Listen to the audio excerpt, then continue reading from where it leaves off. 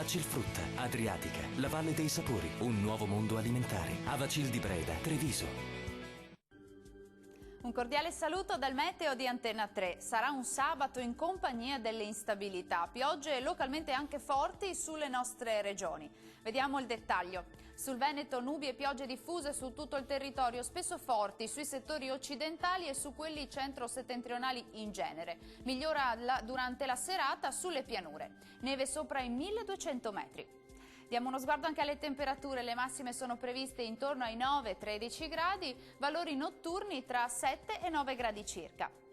Andiamo a vedere ora che tempo farà sul territorio del Friuli Venezia Giulia. Molte nubi e piogge più intense sui settori centro-settentrionali in genere e anche forti su Udinese e Pordenonese. Piogge più deboli invece sul Triestino. Nevicate sui rilievi a 1200-1300 metri.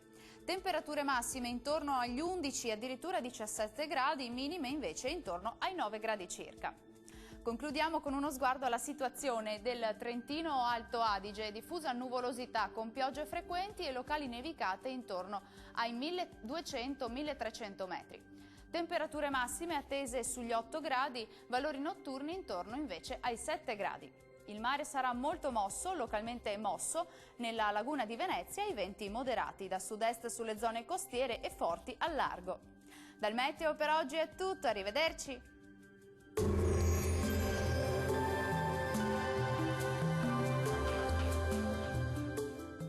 Vacilfrutta, Adriatica, la Valle dei Sapori, un nuovo mondo alimentare. Avacil di Breda, Treviso.